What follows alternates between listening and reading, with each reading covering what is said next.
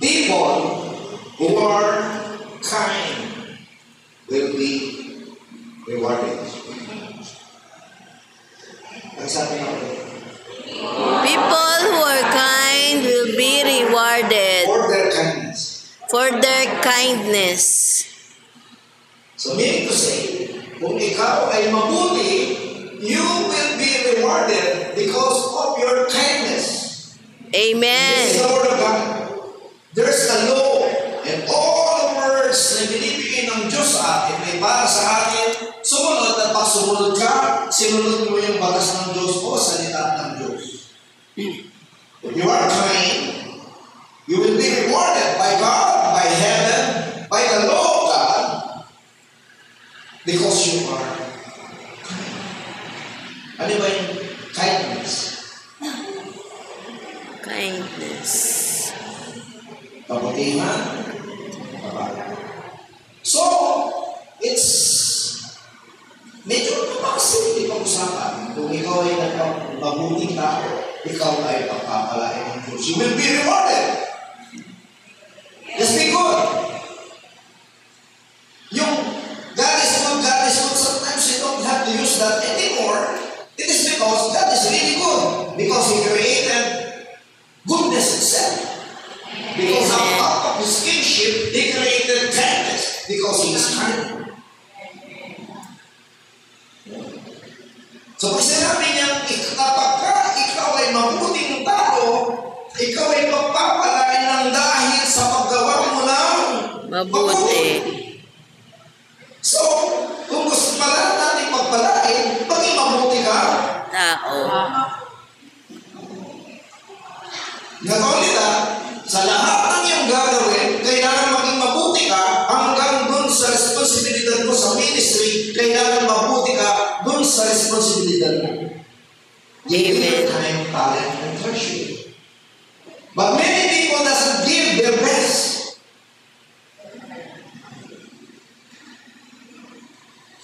Pantuloy ko kasunod siguro. Maraming nangyayari.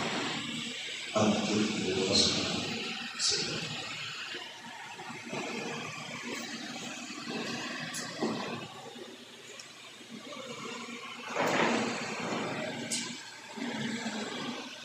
Kasi, ang ginagamit ay hindi So, kaya walang kapatid. So, pinakamaganda pa ng prayer, Lord, gawin mo ang mabuti para sa akin, kabuhayan at kinabukasan ng aking pamilya. At kinabukasan ng ating pamilya, wala ka na, pati kinabukasan ng mga mahal sa pamilya, ay mamamahal nila yung pamilya. Pero ang mga panahin sa iyo, nasasabihin na mga saan ka pumunta? Magbe-believers ako.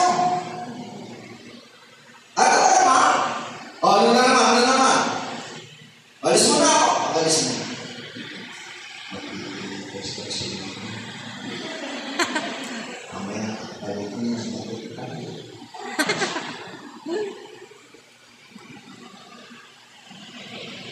Why?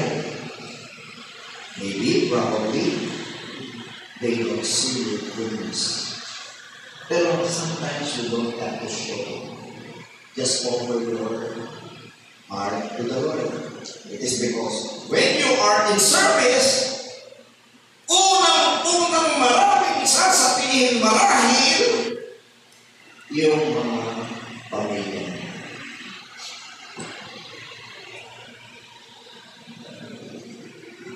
They will demand something na palayo ka sa community. They will demand a lot of things. Magsimula na lang kasi kung anong ginagawa ng ganyan, alis ka na naman, ganito. Nangyayari. Amen. So yung mga yan hindi marunong magmahal. They are not good people.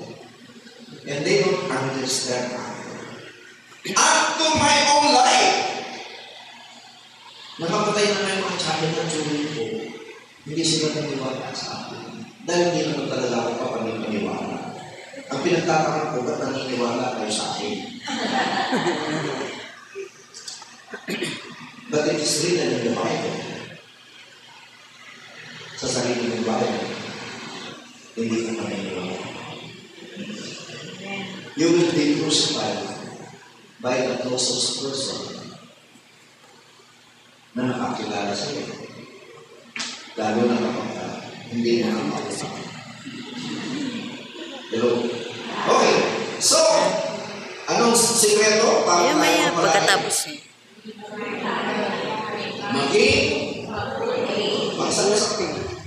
Maging mabuti. Or, magpakabuti ka na. Magpakabuti ka na.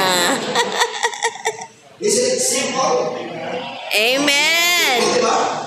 But we have to do it. Bakit hindi ka naman hirap sa kadalasan? Dami-dami nagdadasal sa laki, pati ba naman ikaw, nasa gawain mo? Ano ba? Pakikinggan ka pa ba ng Diyos? Marami magbigyan mo na yung marami. Kasi ikaw, nasa mabuti ng kamay. Amen. Ka na. Darating na yan kasi sinabi naman niya, no, kapag ikaw ay mabuti, you will be rewarded. Yeah. Magpatuloy ka na lang, magpapakabuti. Amen? Amen. Amen? Amen. Natin ang Diyos ng Diyos. Pero may kasagutan, sabi rito, evil people will be punished and good people will be set free. Ang mga masasamang tao ay parurusahan, but good people will be set free. Hindi ka lang magpapalain, ikaw ay palalayain sa maraming bagay. Maraming mga tao naglilingkod, hindi malaya.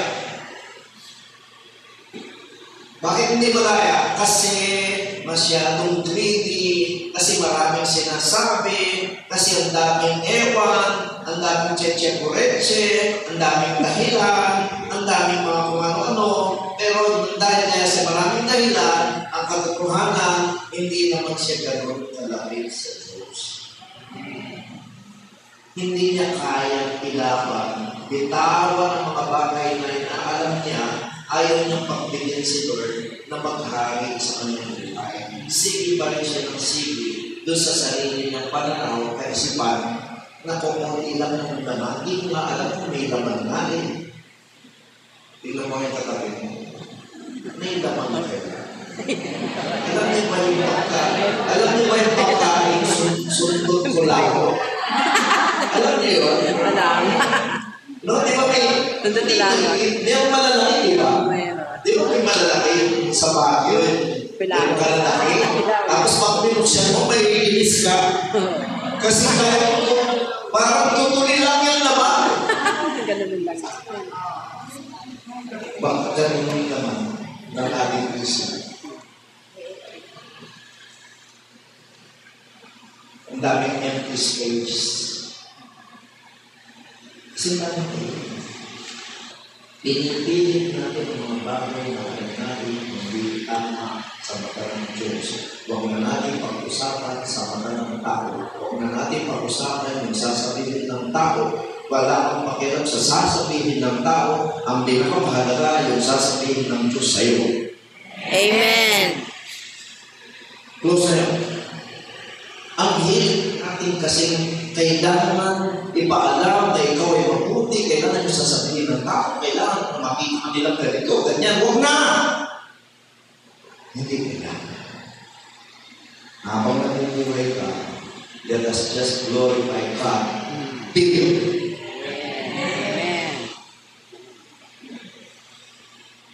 Amen. Because sabi nga, evil people will be punished. Or, yung mga masasamang tao ay hindi talagang magsasuffer sa mundo. But, don't tell me na ikaw ay nabubuhay na mahirap ay ikaw ay pinararusahan ng Panginoon. Kung ikaw naman ay peaceful, contented, mapagmahal, mabuting tao, hindi ka pinaparusahan. Alam niyo, ang tao ay nagpaparusa sa kanyang sarili. Sa sobrang dami ng mga pangarap na siya yumaman, puro pera, hindi niya na inaalala na siya'y mahal ng Diyos. Amen? Amen. Okay, tuloy pa tayo. Okay. Some people give freely and gain more. When you give freely, you gain more. Kung ikaw ay bukas palad, you gain more. Kung ikaw napagbigay, you gain more. Kung ikaw ay mabuti, you gain more. Kung ikaw ay masipag, you gain more. If you are always worshiping God, obeying God, you gain more. Yun ang ibig sabihin. And, ang sabi dito, ang kasunod naman nun, others refuse to give and end up with less. Others refuse and end up less. Those who refuse to give freely, sila pa ang mawawalan. But those people who give freely, they gain more.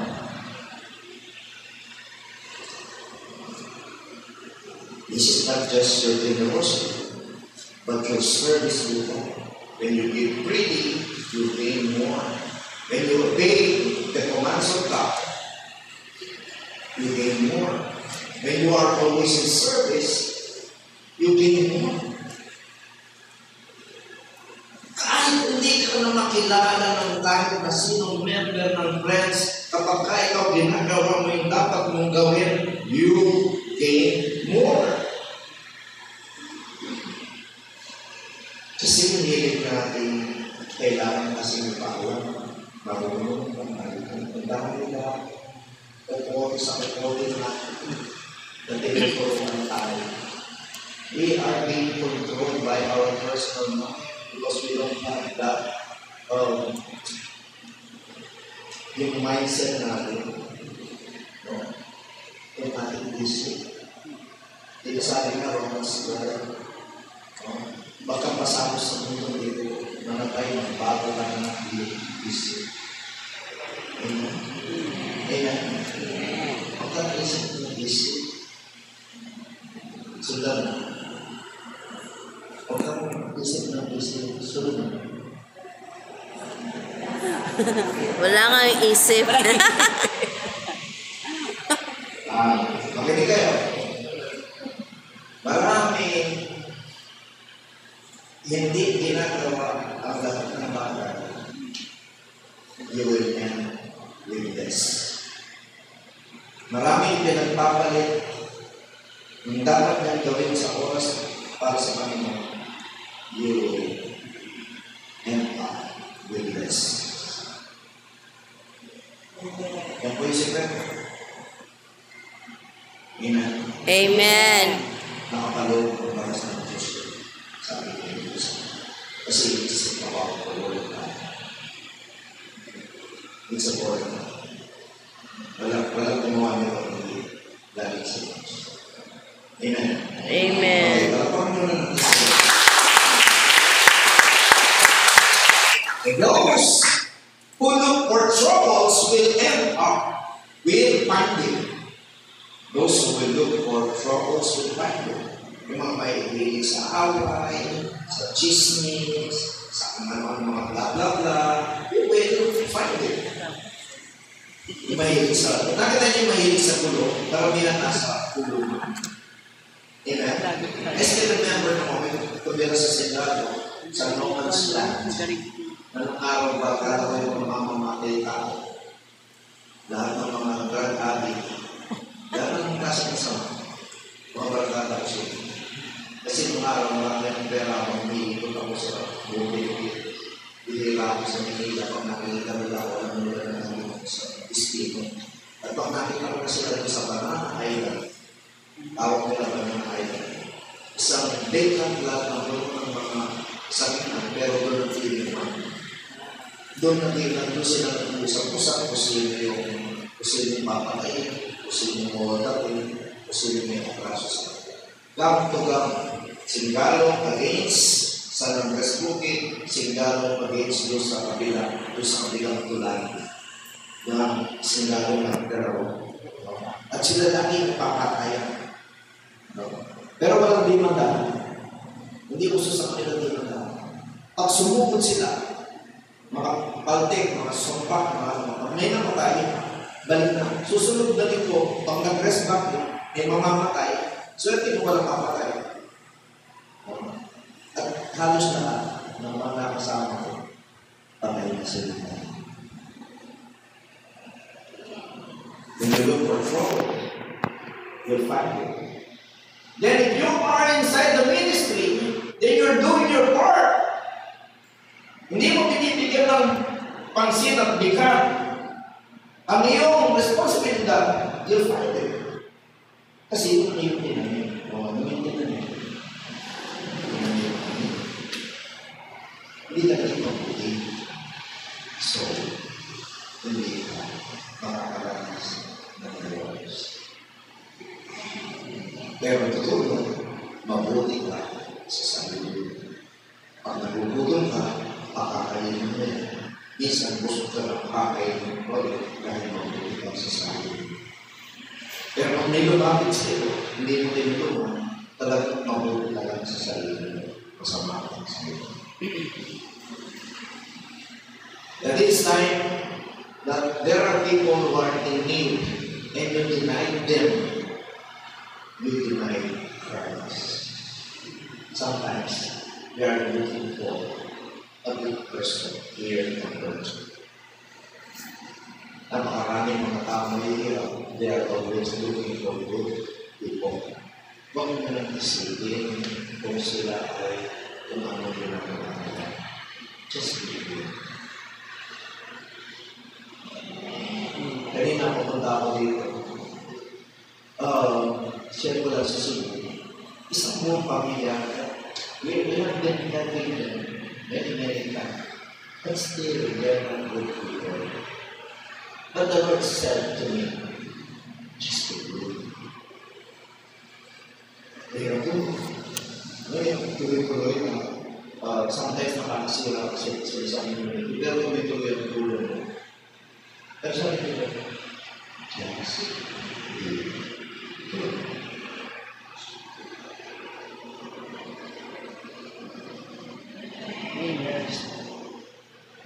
Because you will be probably. Pero hindi niya sinabi sa akin. Sinabi lang ko yan. Just be good.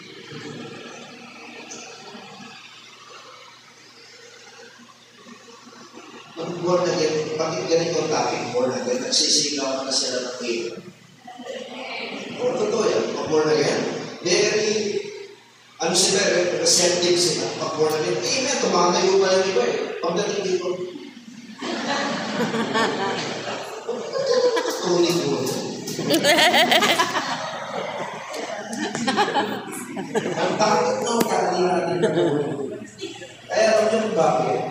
Tayo nagkakagatan. Kahit nasa loob ka ng simbahan, sila rin nagkakagatan. Sa totoo lang, pataasan, nag-ibig. Kung na gusto kong makita, pataasan sila nag-ibig. Ito ay ba?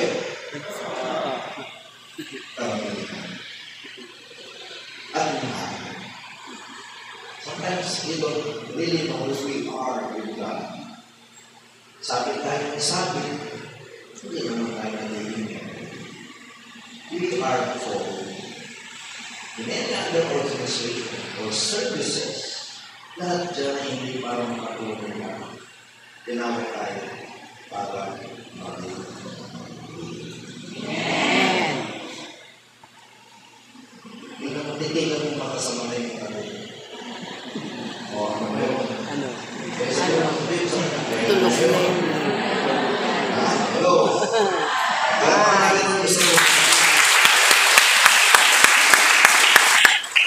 Those who trust with their riches will fall like dead leaves, but good people will blossom. Dito, those who trust with their riches. Marami kasi nagtatrust na mayaman sila, may pera sila. Ayaw ko, kung kumakasos yan, ako nagbibigay, ako yung nag-aabono, ganito. Hindi mo ka mag-abono, ba't mo sinasabi pa, naka-abono ka. Ano, may utang na loob si Lord sa'yo?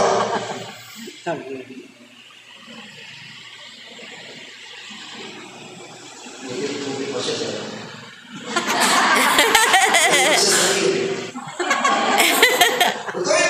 Amen. Magbibigay ka tapos parang nakakalunong ka. Eh kung wala talagang maibigay. Okay, kung hindi pa pangkain na nagbibigay, hindi ginano ka ba doon? Alam niyo ba yung mga nagbibigay na halos pangkain na lang para makatulog? Best of the best yun, kapatid. Amen. Yung ba?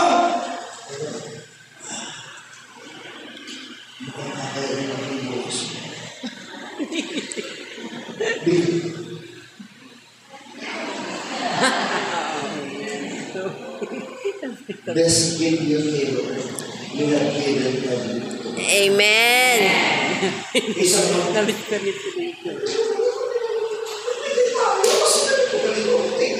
tayo, tigil 150 tayo, tapos wala akong masasabi, hindi sobra ako. Ako na, dalawa yung pwede kong delivery. Wala akong ganoon. Amen. Sir Lloyd ayun. Nabubuhay ng mga isa.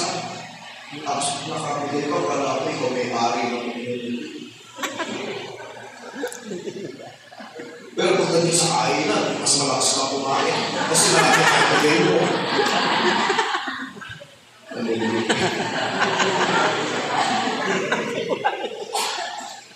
Hello? Hi. Relate? Relate.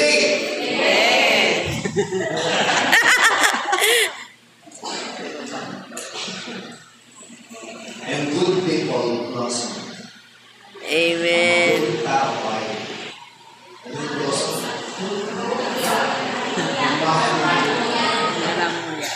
God nangangamoy. Ano yung katabi mo nangangamoy? Anong amoy? Tutok. They blossom.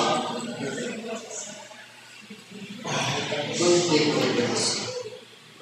Napakagandang bunga, napakagandang puno, napakagandang tako, napakagandang lingkod, napakagandang anak ng Diyos. They blossom. Amen.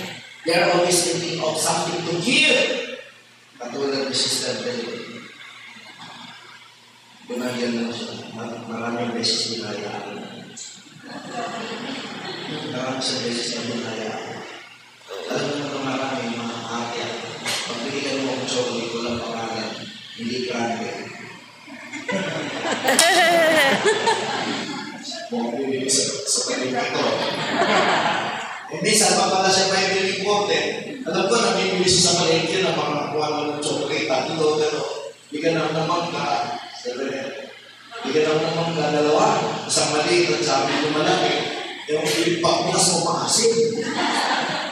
Alam mo, pinapili ka na, di ba? Pero alam mo, hindi naman yun ang pinakamagaling siya magbigay sa inyo. Sa inyo, sa lahat. Amen. Because alam niyang makikita kayo at mag-iisip siya ng bagay na pwede niyang ibigay siya. Amen. Gusto niya magbigay.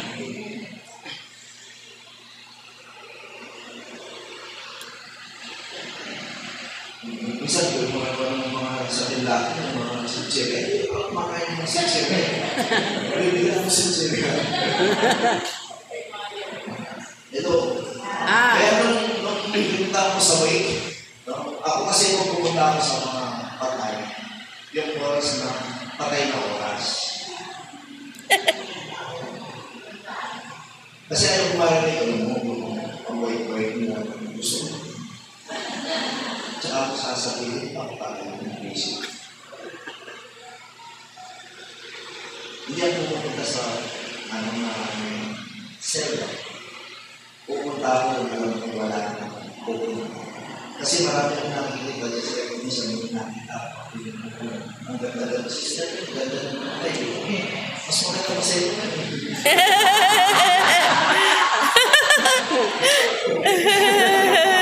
Hindi totoo, sabi ko. Oh, ang ganda-ganda ni Sister Belle. Ano? Mukhang patay tayo, mas buhay, mas hallelujah. Tapos may tumatay, Diyos ko, dalawang araw.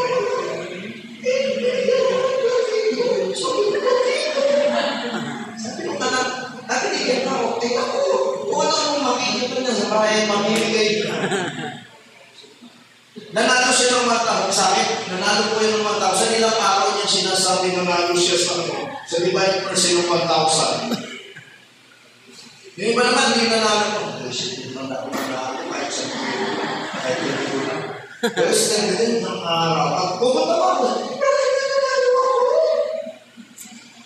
Di ba nanalo? Wala. Secret. Hindi mo sabihin. Para wala na siya makasama ng mga ulo.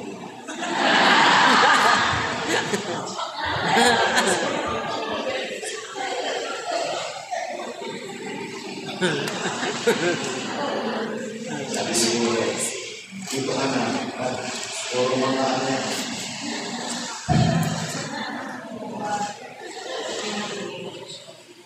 Hello? Hi. Relate? Yung maganda. O, parang this Lord. Those who are wise give new life to others. Those who are wise. Those who believe His words. Those who follow His law. These are the people of Christ. And they will touch other people's lives. They will give life. They will share Jesus. They will share the word of Jesus. They will give their time, talent, and treasure fully. Not because of that person, but because, first and foremost, to God. Always take note that each time na meron kong gagawin, this is my offering to you, Lord. Amen? Amen. If good people are rewarded here on earth, surely those who do evil will also get what they deserve. Kaya pag medyo, huwag mo isipin yung masama. Gusto na ang din mo. If good people are rewarded here on earth, then surely those who do evil will also get